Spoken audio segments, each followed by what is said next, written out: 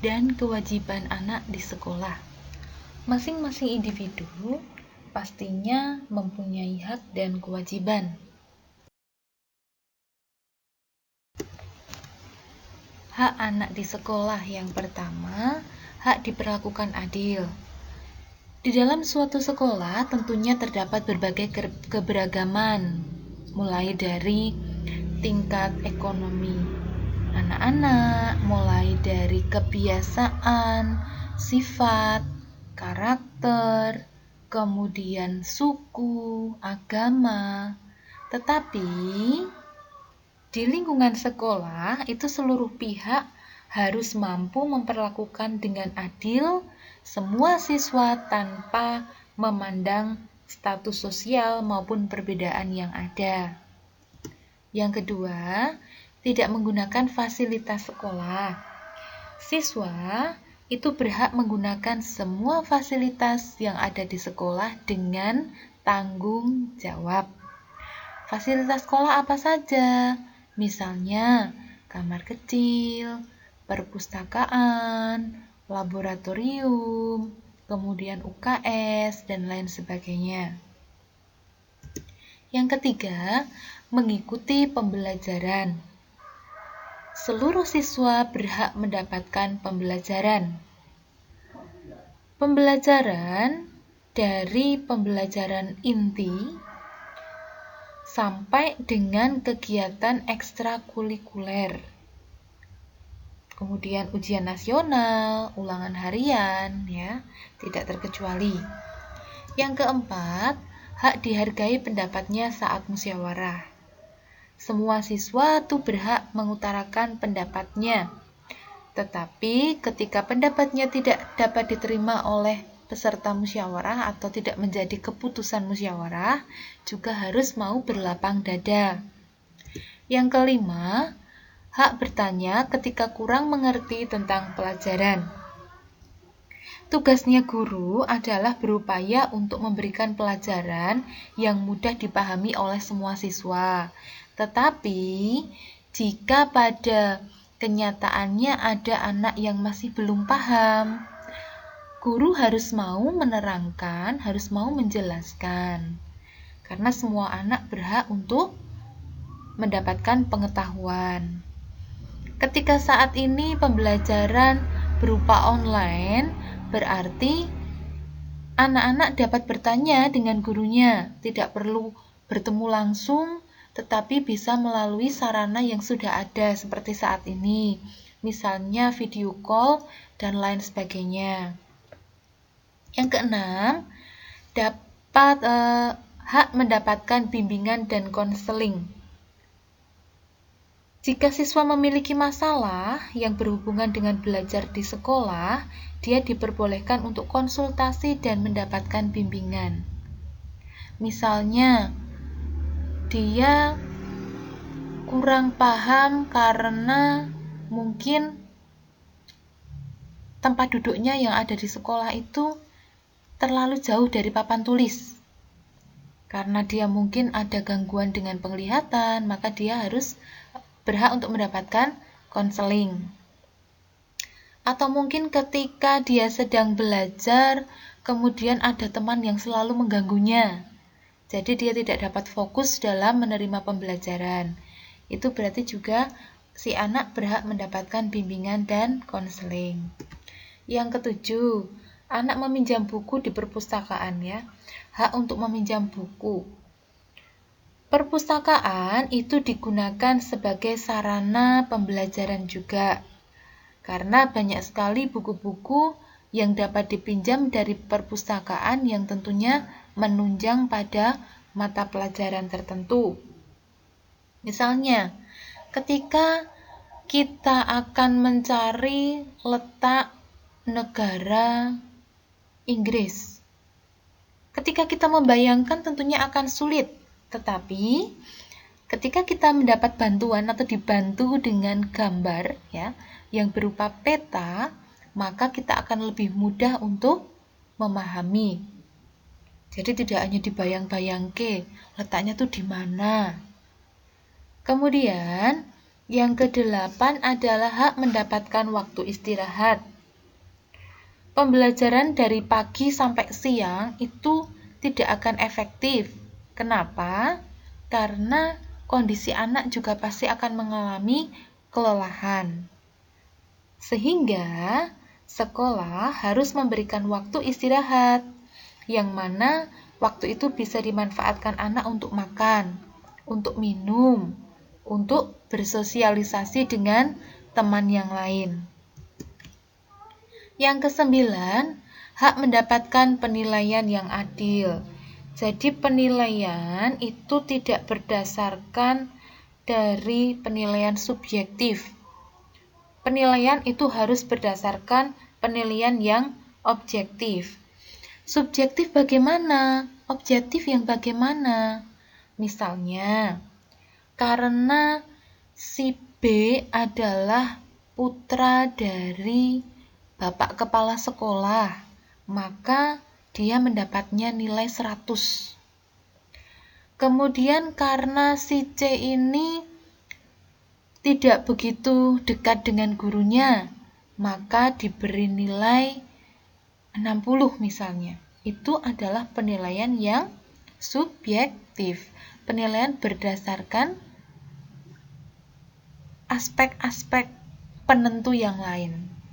Tetapi penilaian yang objektif, misalnya ketika si anak itu mengerjakan betul semua, ya maka nilainya adalah 100. Kalau kurang dari itu, berarti ada perhitungan tersendiri. Misalnya menggambar, gambarnya bagus, mewarnainya juga sesuai, maka mendapatkan nilai yang baik. Tapi ketika menggambarnya asal-asalan, itu juga akan mengurangi penilaian. Begitulah yang dimaksud dengan penilaian yang objektif.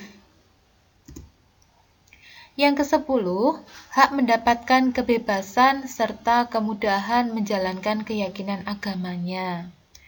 Contohnya ketika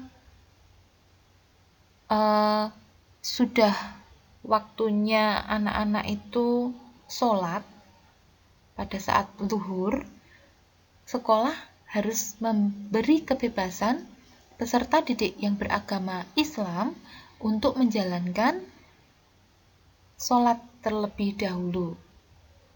Jadi ketika si anak ini izin untuk melaksanakan ibadah, sekolah harus memberi izin, ya, memberikan kemudahan.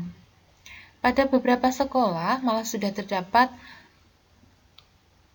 sarana untuk beribadah, misalnya musola dan lain sebagainya. 11. Hak mendapatkan penghargaan dan penghormatan atas prestasi yang dicapai, baik itu prestasi dalam bidang akademik maupun non-akademik. Penghargaannya bagaimana? Bisa berupa ucapan terima kasih, ataupun ada sedikit kenang-kenangan dari sekolah, sesuai dengan peraturan yang ada di sekolah masing-masing, sesuai dengan kebijaksanaan yang sudah ditetapkan di sekolah masing-masing.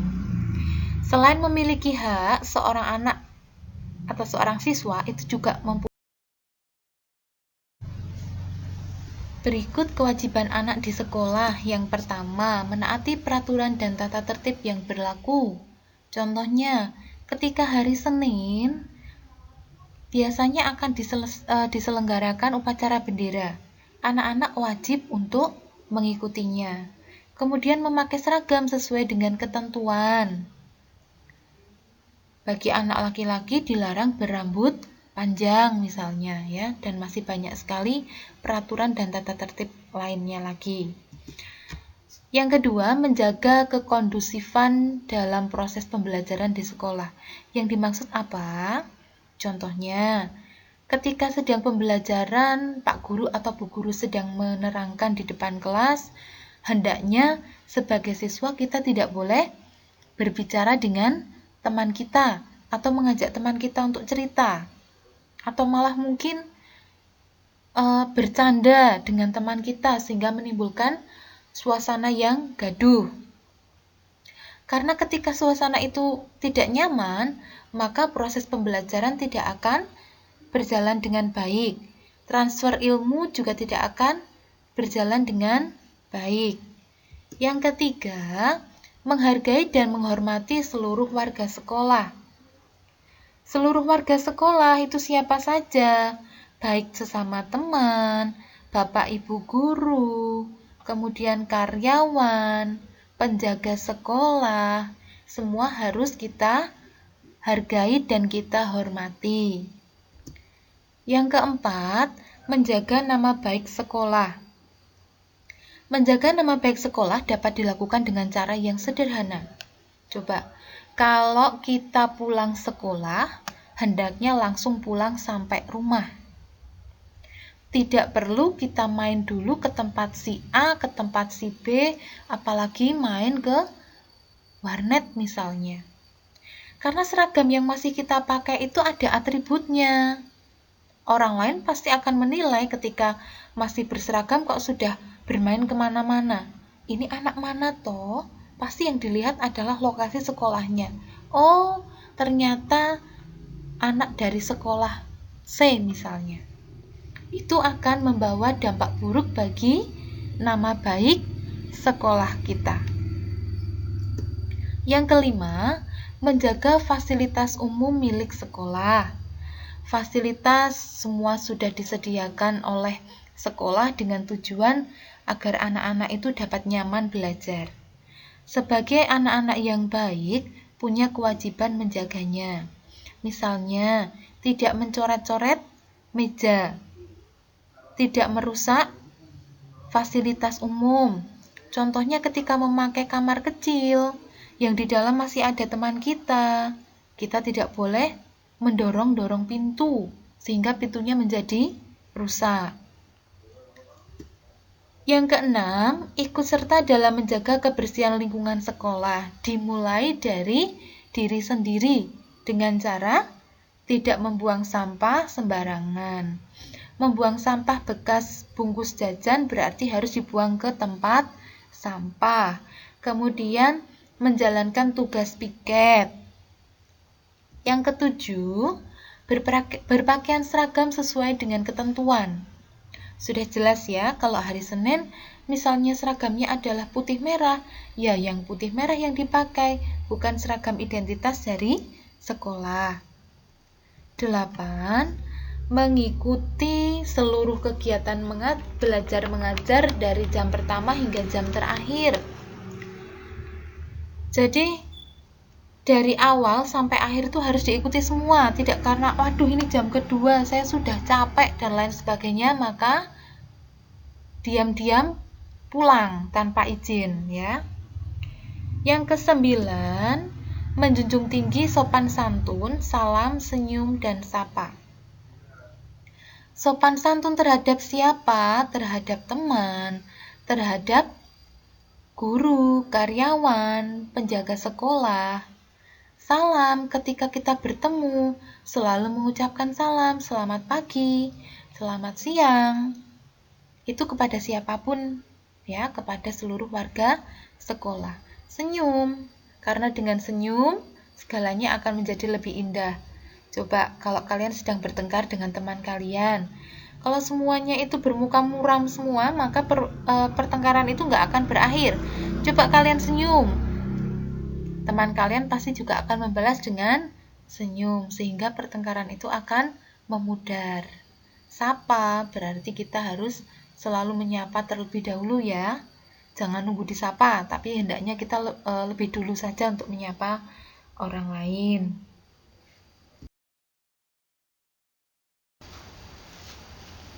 Berikut adalah tanggung jawab seorang pelajar. Yang pertama, tanggung jawabnya adalah belajar.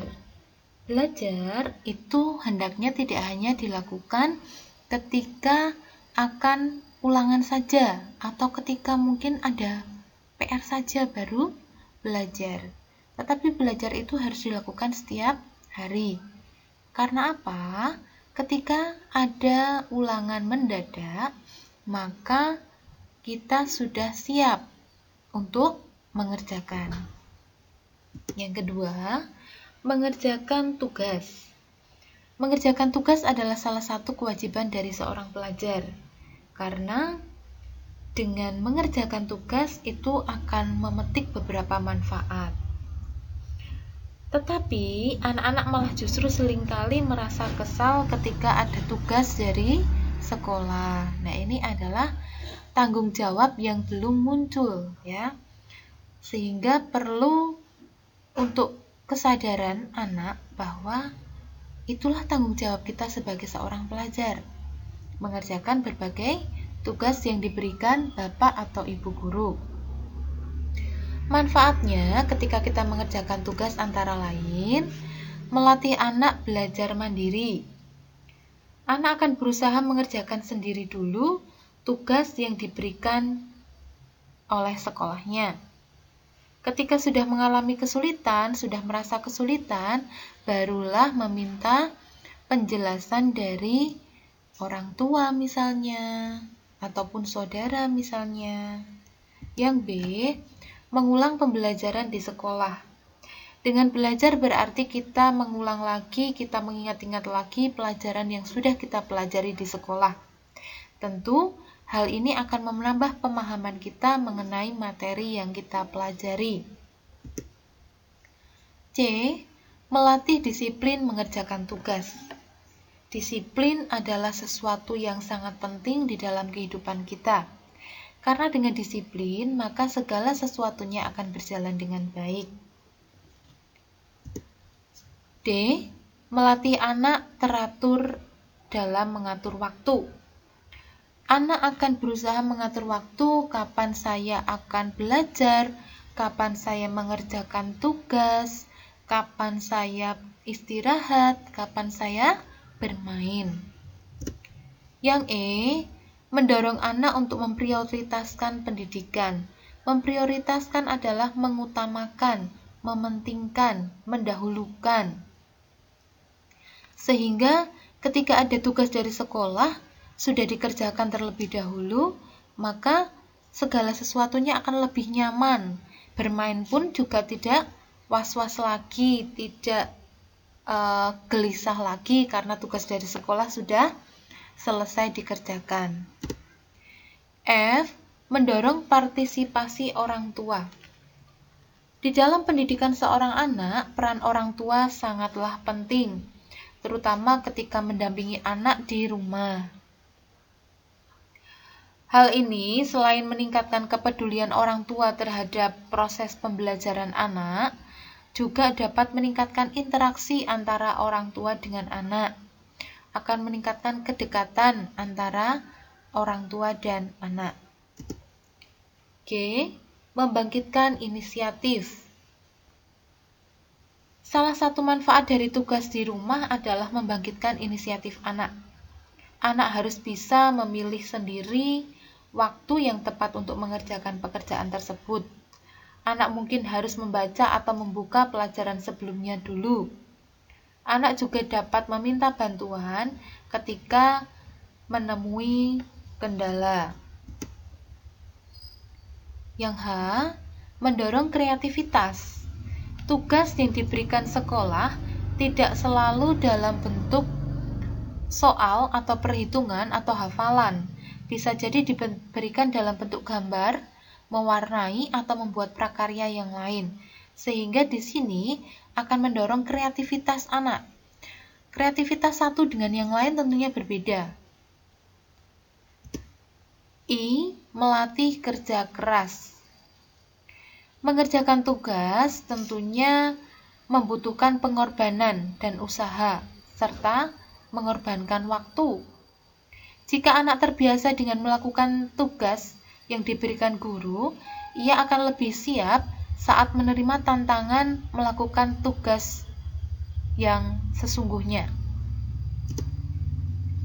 C, memahami kewajiban. Dengan mengerjakan tugas, anak akan sadar bahwa tugas adalah kewajibannya sebagai seorang pelajar. K, meningkatkan rasa percaya diri. Anak akan berusaha sendiri sedapat mungkin untuk mengerjakan tugas tanpa bantuan orang lain, tanpa bantuan orang tua.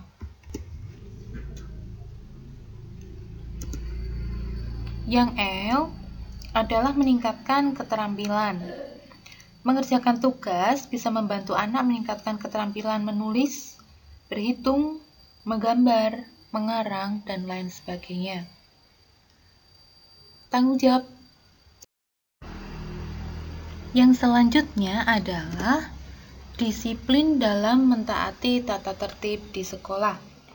Disiplin merupakan salah satu kegiatan yang dilakukan agar tidak melanggar peraturan yang berlaku demi terciptanya suatu tujuan, misalnya supaya tertib, supaya aman, supaya nyaman, dan lain sebagainya.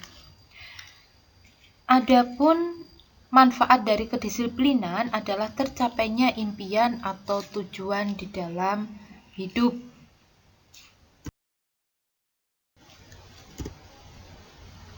Macam-macam tanggung jawab. Tanggung jawab itu merupakan kesadaran di dalam diri setiap manusia. Berbahagialah ketika kita yang bisa melaksanakan tanggung jawab. Itu berarti kalian sungguh-sungguh berbeda dengan orang lain. Anak yang dapat bertanggung jawab maka akan mendapatkan penilaian lebih baik daripada anak yang tidak bertanggung jawab. Selain itu, dengan kita bertanggung jawab, maka akan mendapatkan banyak manfaat. Tanggung jawab itu memiliki arti berkewajiban untuk menanggung dan memikul. Secara sederhana, tanggung jawab adalah menanggung segala sesuatu yang telah atau sudah menjadi tugasnya. Timbulnya tanggung jawab itu karena ada interaksi dengan lingkungan atau manusia lain. Manusia harus menciptakan keseimbangan, keselarasan antara sesama manusia di lingkungan sekitar.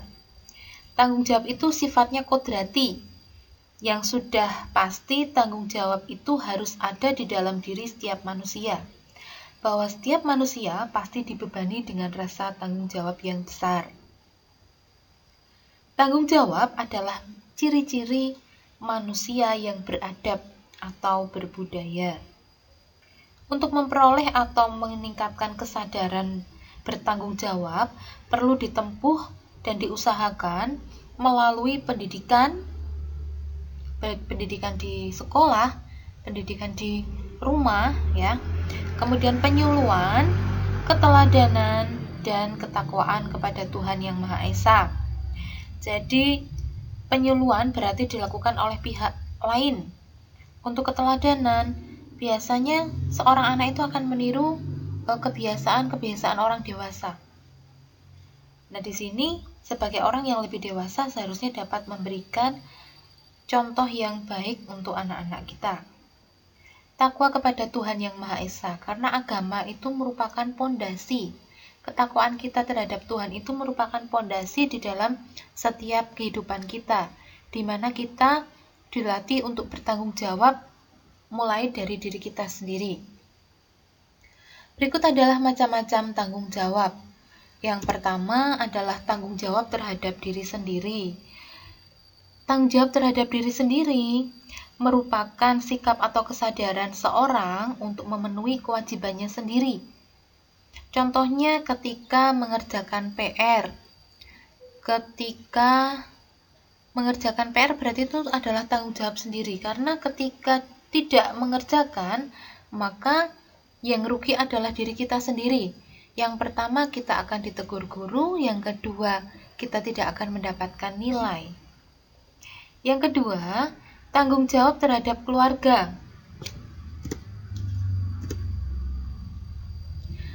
Tanggung jawab terhadap keluarga itu berarti sikap kesadaran untuk bertanggung jawab terhadap beberapa orang atau keluarga. Di sini contohnya adalah sikap tanggung jawab seorang ayah terhadap kehidupan keluarganya. Baik itu memberikan kasih sayang, memberikan nafkah, menjadi contoh yang baik, dan lain sebagainya. Yang ketiga adalah tanggung jawab terhadap masyarakat. Tanggung jawab terhadap masyarakat merupakan sikap kesadaran anggota masyarakat terhadap tanggung jawab seperti pada masyarakat yang lain agar dapat melangsungkan hidupnya dalam masyarakat tersebut. Contoh tanggung jawab di dalam masyarakat apa? Kita menjaga ketertiban di lingkungan kita. Kita turut serta dalam kegiatan-kegiatan yang diadakan. Contohnya ketika kegiatan ronda. Ketika jadwalnya kita yang harus melaksanakan ronda, kita harus melaksanakan. Karena apa? Ketika kita tidak melaksanakannya, maka akan menimbulkan rasa ketidaknyamanan juga bagi orang lain.